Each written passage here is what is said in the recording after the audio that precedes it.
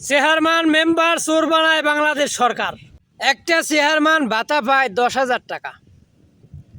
সে নিজে চলবে কি দিয়া, তার ফ্যামিলি চালাইবে কি দিয়া? একটা মেম্বার ভাতা পায় 8,000 টাকা। সে চাউল চুরি করবে না কি চুরি করবে? এখন আমরা তো দেখি মেম্বার চেয়ারম্যান চুরি করে, তাইলে এরা চলবে কি দিয়া? এই কথাটা কি একবার ভাবছেন আপনারা? এই কথাটা কি সরকার একবার ভাবে যে তারা কি দিয়ে চলবে, তারা কিরকম চলে? একদিন খোঁজ খবর নিছে? অভাবে স্বভাব নষ্ট। একটা বয়স্ক ভাতার নাম দিতে হলে 2,000 টাকা দেওয়া লাগে। আমরা তো কই মেম্বার খারাপ। আচ্ছা, ও চলবে কিভাবে? আর চলার একটা রাস্তা দেখাই দেন। একটা চেয়ারম্যানের ভাতা কমপক্ষে 50,000 টাকা হওয়া উচিত। একটা মেম্বারের ভাতা কমপক্ষে 30,000 টাকা হওয়া উচিত। এরপরে যদি তারা চুরি করে তাহলে বুঝবো যে ওদের মানুষত্ব বলতে কিছু নাই।